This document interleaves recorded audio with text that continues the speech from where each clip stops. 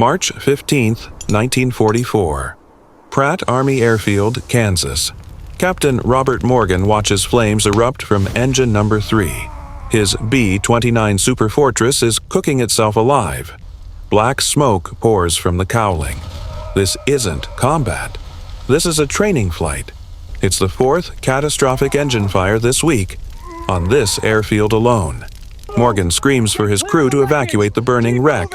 The $600,000 bomber is a total loss. What America's top engineers don't know is that the solution won't come from an MIT laboratory, but from a 38-year-old plumber with a 7th grade education. The B-29 Superfortress was America's silver bullet. It cost more than the Manhattan Project. It was designed to fly 3,000 miles, breach 30,000 feet, and bring the Japanese Empire to its knees. But it had a fatal, terrifying flaw: the engine. The Wright R-3350 duplex Cyclone. 18 cylinders of raw, 2,200 horsepower fury. It was a marvel of engineering, and it was a death trap. The problem was heat. Air cooled the front row of cylinders perfectly, but the rear row sat in an air shadow, starved of airflow. Temperatures climbed past 550 degrees, then 600. Valves warped, pistons seized. Connecting rods snapped. Hot oil sprayed across superheated magnesium. The entire engine case, burning at 5,600 degrees, would melt the wing off the plane in 90 seconds. The experts at Boeing tried everything. They redesigned cooling intakes. It didn't work.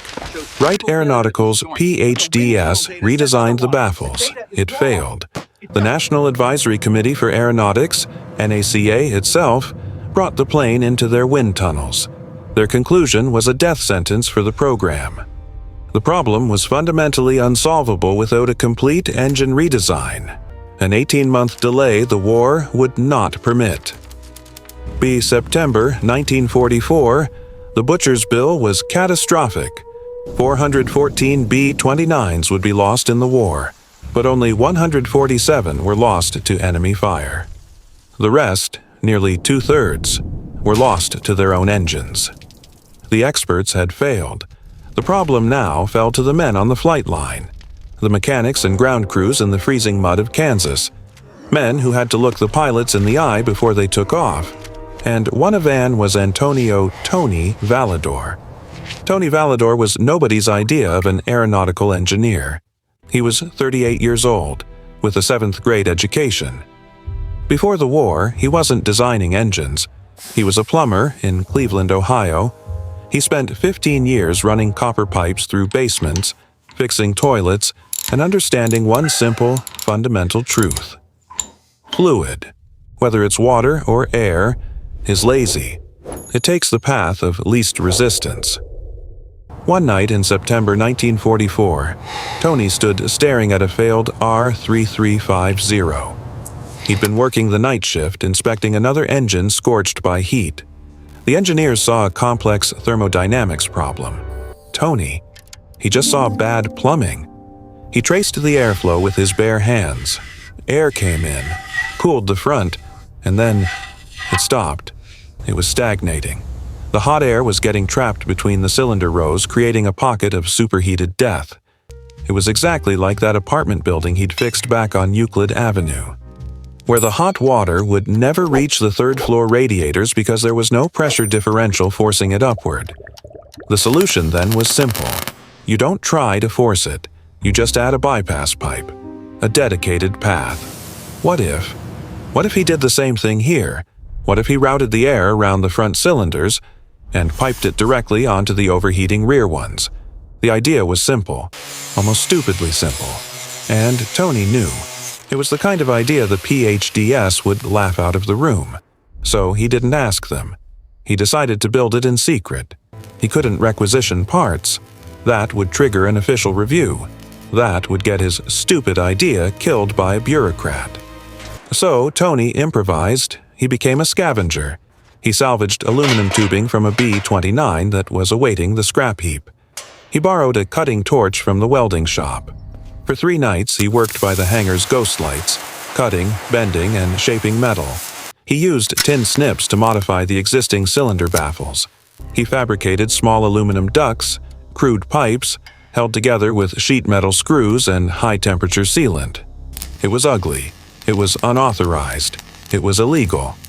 It looked exactly like something a plumber had cobbled together in a basement, because that's exactly what it was. On the night of October 3rd, 1944, he finished. He installed his homemade ducts on the No. 3 engine of B-29 serial number 42-24605, a training plane scheduled for an engine test run the next morning.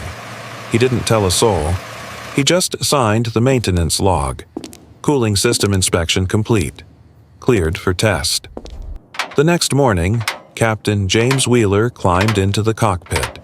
Standard procedure: run the engines, monitor temperatures. He advanced the throttle. The R-3350 howled to life. 2,800 RPM, full power. Wheeler watched the gauges, his eyes instinctively flicking to the rear cylinder temperature. It was the gauge that always spelled disaster. It climbed and held. It held at 425 degrees. Wheeler frowned. He tapped the glass. The gauge had to be broken. A rear cylinder never ran that cool. He kept the engine at full power for 5 agonizing minutes. Longer than safe.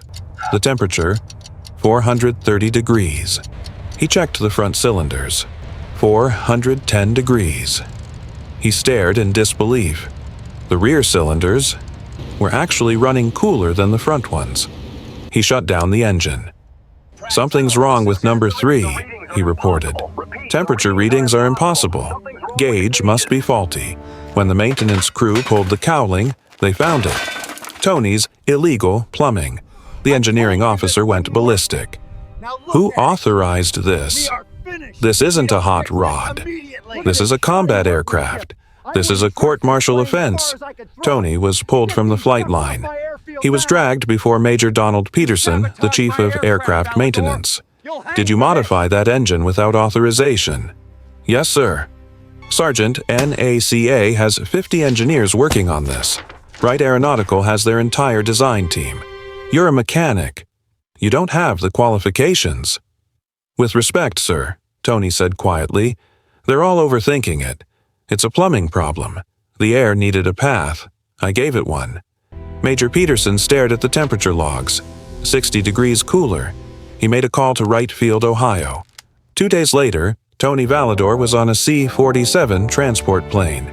He was carrying his hand-built aluminum ducts in a canvas bag, like a plumber bringing his tools to a job site. He was escorted to a conference room. Waiting for him were 12 Goliaths, engineers from Boeing, PhDs from Wright Aeronautical, experts from NACA. They were not impressed.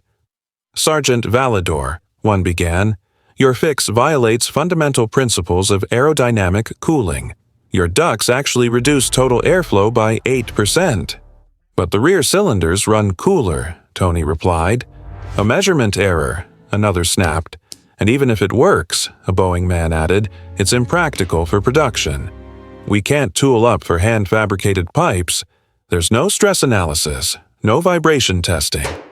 It's cowboy engineering." The door to the conference room opened. The room fell silent. Colonel Curtis LeMay stood in the doorway. LeMay, the iron-willed commander of the B-29 program, a man legendary for his intolerance of bureaucratic nonsense. He looked at the PhDs. He looked at the plumber. "Gentlemen, shut up." LeMay walked to Tony.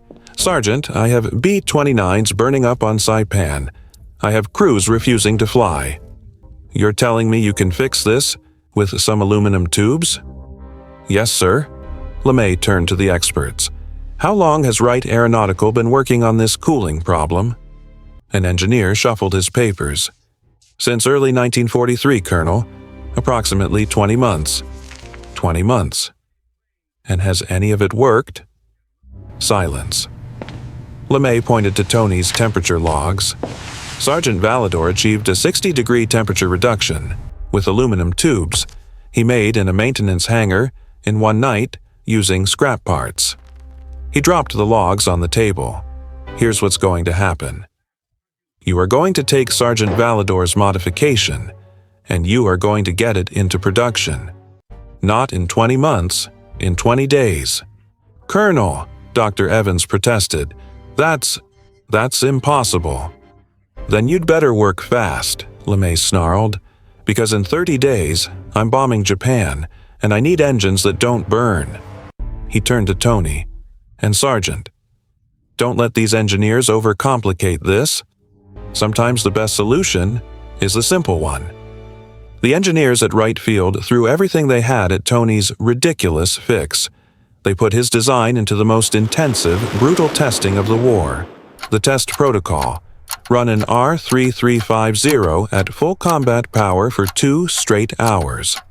A test no standard engine had ever survived. The results stunned everyone. Baseline R-3350. No fix. Rear cylinder, temp, 627 degrees. Time to exhaust valve, failure, 73 minutes. Result, catastrophic fire. R-3350 with Valador's pipe fix. Rear cylinder, temp, 445 degrees. A drop of 182 degrees. Time to exhaust valve, failure. No failure observed after 180 minutes. Result, perfect operation. The PHDS ran the numbers 3 times. They couldn't believe it. The plumber's fix didn't just work, it worked perfectly. How is this possible? Dr. Evans asked Tony. You're moving less air, but it's cooler. No offense, sir, Tony shrugged. It's not about how much air. It's about getting the air where it's needed. The rear cylinders weren't getting any air. The ducts just force the air to go where it doesn't want to go naturally. It's just plumbing. The order was immediate, emergency implementation. By November 1944, B-29s equipped with the new Tony ducts were landing in Saipan. Captain Robert Fitzgerald piloted the first combat test, a 3,000-mile round trip to Tokyo. 9 hours at high power. His flight engineer, Mike Romano, kept tapping the engine gauges. He was convinced they were broken. "Captain," he called over the intercom, "Number 3's rear cylinders are showing 438 degrees. That's impossible. We've been at cruise for 2 hours." But the gauges weren't broken.